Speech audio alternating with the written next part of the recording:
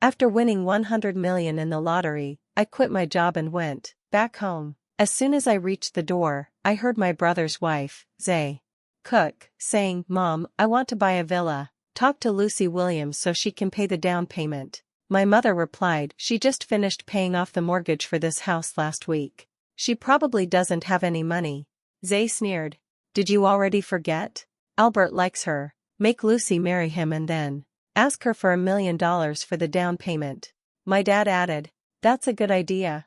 Then the villa will be my grandson's wedding house." Zay continued, "Oh, by the way, Mom, Dad, when Lucy comes back, tell her to move out. My brother is coming and he's going to live in her room." It was the first time I heard their conversation. I didn't expect them to be so ungrateful. I lifted my head and held back my tears. I felt so bitter. The draft in the hallway made me shiver. I stood outside the door for a long time before taking a deep breath and opening it. "I told you many times to be more careful when coming in. My son is sleeping. Don't forget again, okay?" Zay looked at me with disdain and then turned toward my parents, winking at them. My father asked coldly, "Why did you come back so early today? Didn't you say you'd get paid for working overtime? Why aren't you still working?" "I was fired." I said it without any expression and they all froze. My brother Sergio Jones was the first to react. "What? Why were you fired?" "It's because you upset Albert Garcia by rejecting him." Albert Garcia was my direct supervisor. He was stingy, harsh, and lecherous. During all the years I worked for him, the pressure was so great that I suffered from frequent insomnia and hair loss. Every time I couldn't help venting to my family, they always scolded me for exaggerating. After a while, I stopped telling them anything. I didn't want to talk anymore, so I turned and headed to my room. But my mother stopped me as soon as she heard I was unemployed. Her face changed immediately and she said bluntly, "Pack your things and move out tomorrow. Zay's brother is going to live here. Why should I give my room to him? I bought this house. I'm not leaving." My father exploded. "What do you mean by that? You have to move out." Zay took advantage of the moment and added, "That's right. Just because you paid for the house, do you think you're the owner? You'll get married sooner or later and you'll leave the house. I'm warning you, don't even think about it." Sergio dragged my suitcase out of the room and shoved it at me. "It's already decided. We're just informing you. Stop talking nonsense and get out." My parents had always looked down on me since I was born, while Sergio used to be kind to me. But after he got married, he completely changed and started doing everything Zay told him to. Zay was always cold to me and took her frustrations out on me whenever she was in a bad mood. My parents and Sergio always looked the other way and no one ever stood on my side. I thought we were family and that if I was good enough to them, they would eventually change. I worked hard to earn money and buy this big house, but in the end I became the most disposable person. This house was mine. I wasn't going to move. After saying that, I dragged my suitcase back to my room. I took out the clothes and hung them back in the closet one by one. Zay sarcastically, "Mom, Dad, look at her. Your daughter has grown so much that she doesn't care about anyone anymore." My father got furious and raised his hand to slap me, but I grabbed his arm and he couldn't move. "Dad, don't be angry. Just tell me what I said wrong." Zay yelled, "You're completely wrong. This is the Jones house. You must obey your parents." My mother came to calm my father down and complained softly, "Lucy, I don't want to blame you, but we only want you to move for a few days." "A few days?" "Mom, don't think I don't know. Zay just found her brother a new job, so he's planning to stay a long time. This is my house. Why should I give it to strangers?" "Strangers? How can Zay's brother be a stranger? Since I married Sergio, her brother is also your family. You should treat him like your brother." Zay flailed her arms dramatically. "Treat him like my brother? Ridiculous." It was one thing for my parents, Sergio, and Zay to take advantage of my money, but why should I pay for Zay's lazy brother? They really treated me like a fool. "Zay, you're unbelievable. My parents won't give me the key to that small house I bought earlier. Isn't that where your parents live?" "And so, what?" Zay answered arrogantly. My parents and my brother just watched, with no intention of stopping her. I looked at them one by one. "You're determined to kick me out, right, Zay?" I asked through gritted teeth. "Yes, You don't plan on giving me back those 2 houses, right? My father glared at me. Nonsense. Don't even think for a second about those houses. They don't belong to you and it's not your decision. We'll see. I felt hopeless and suddenly didn't want to stay another minute. I didn't want to waste more time arguing. It was a small matter that could be resolved by hiring a lawyer. I didn't take anything with me and left the house. That suitcase had been discarded by Sergio and the old clothes were left over from Zay because she no longer wanted them. I didn't want them either. I went to the best 5-star hotel in the city and consulted the best lawyer. I had paid the down payments and the mortgages for the houses. The lawyer said it wouldn't be difficult to get them back. After hanging up the phone, I felt depressed and annoyed. I wanted to cry, but I couldn't. My parents had always favored Sergio because he was the son, and if it hadn't been for my grandparents, who paid for my education, I wouldn't have even finished high school. After being accepted into college, I worked up to 4 jobs at once, sometimes so exhausted I fell asleep standing. After graduating, I got a full-time job during the day and a part-time job at a fast food restaurant at night. I worked hard for years, saving every penny, and finally managed to get my parents and Sergio out of my grandparents' old house. I thought that by buying the 2 houses, life would become easier and more comfortable, but unexpectedly, they kicked me out overnight. Simply because I lost my job. They completely turned their backs on me. How ridiculous. Family love could disappear in an instant, but at least I was lucky in another way. I looked at the balance in my bank account and couldn't help but smile. I still had money. $100 million. A sum I couldn't spend even in 10 lifetimes. I bought a villa overlooking the sea in a luxury area. Now I woke up whenever I wanted, practiced yoga, and watched TV. Life was extremely comfortable. There was a group chat for property owners in the villa community. After joining, everyone welcomed me enthusiastically. They were all wealthy ladies and every day they talked about makeup, clothing, and similar topics. I wasn't interested in those things before, but now my mindset had changed. With money in the bank, I told myself I should pamper myself and enjoy life. So I joined their conversations eagerly. Within a few days, I became friends with them and we often went out for coffee or shopping together. I was in a luxury store with my new friends when suddenly my father called me, furious. You're unbelievable. You sued us. The court summons arrived and the neighbors are laughing at us. Ungrateful girl. If I had known you'd turn out like this, I should have strangled you when you were born. My mother took the phone and began crying hysterically. We only had a few arguments. Why do you have to make such a big scene? Now, we're so ashamed in the community. They almost think we treated you badly. I couldn't help but laugh bitterly. Wasn't that the truth? They had never treated me well and now they even kicked me out of my own house. Since I was a child, I always had endless chores to do as soon as I got home. But I didn't mind because we were family. But after Sergio got married, and especially when they had a baby, I had even more to do and grew more exhausted every day. No matter how kind I was to them, my parents and Zay were always dissatisfied. They really treated me like free labor. My friends used to joke that I must have owed them something in another life because I worked like a slave. I could only smile bitterly. Lucy, we gave you life and raised you. That's a huge favor. What more do you want? I want nothing but justice. After saying that, I hung up the phone. My friends and I continued shopping.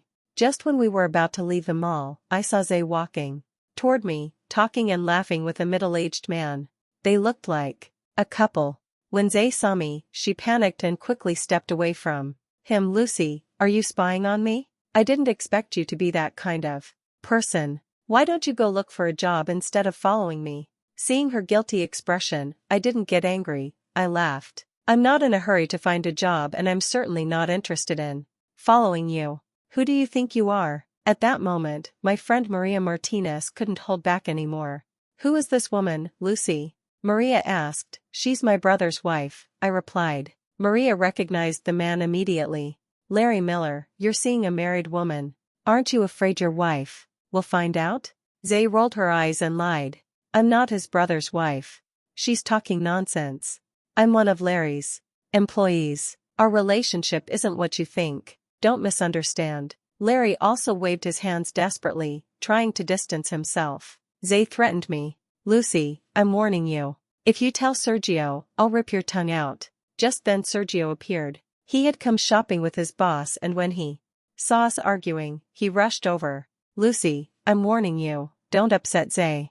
She's pregnant with our second child. If she gives birth to a boy, it'll be a great contribution to our family.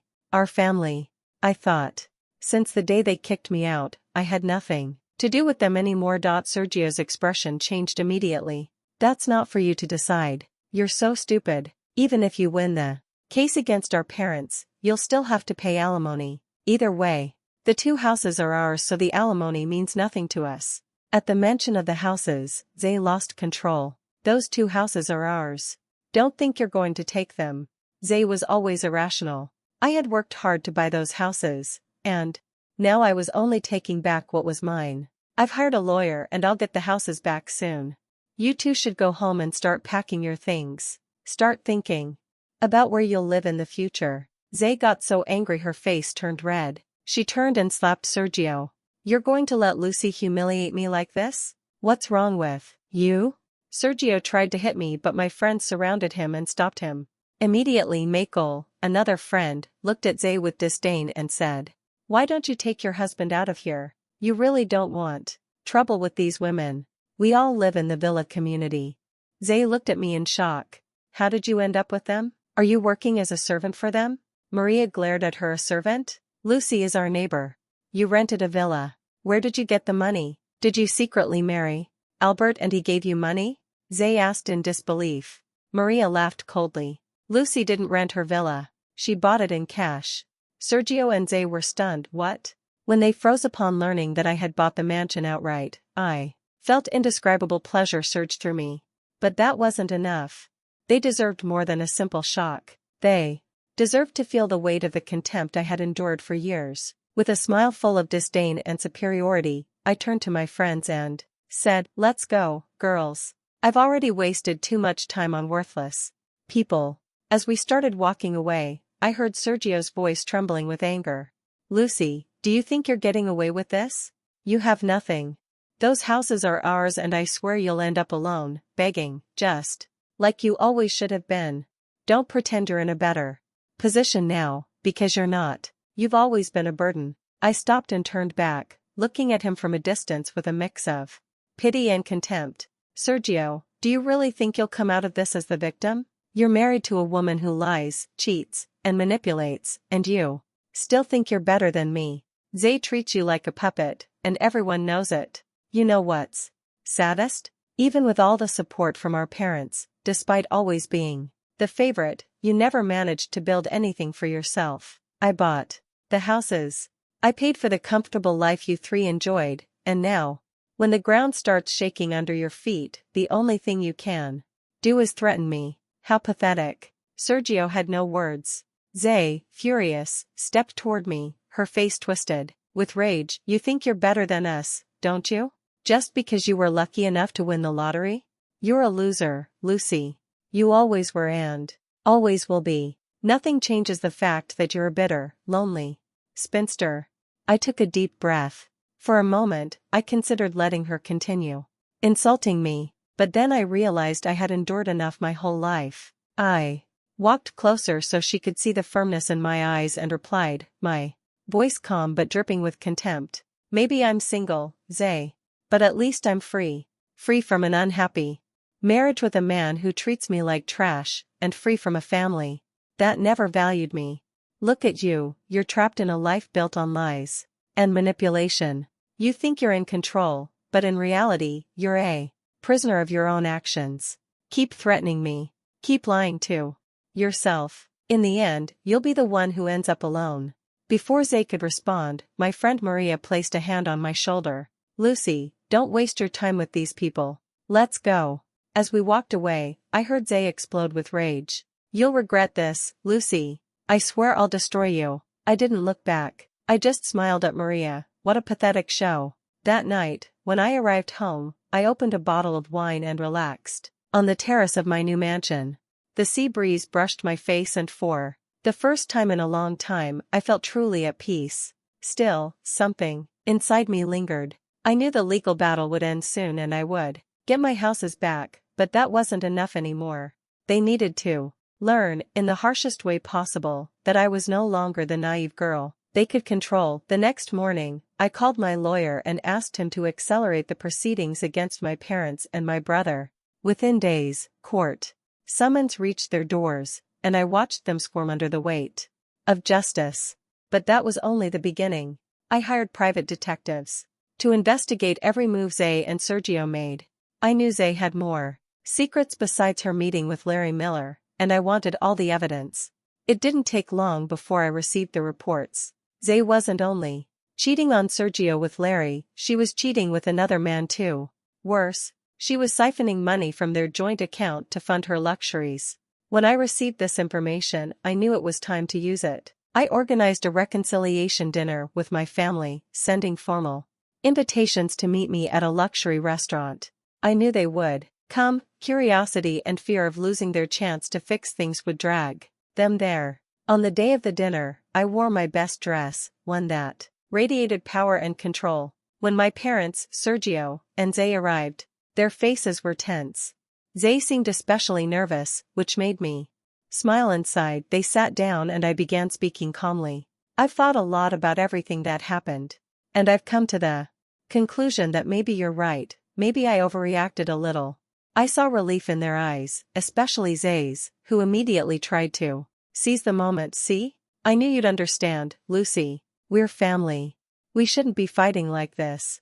I almost laughed, but restrained myself.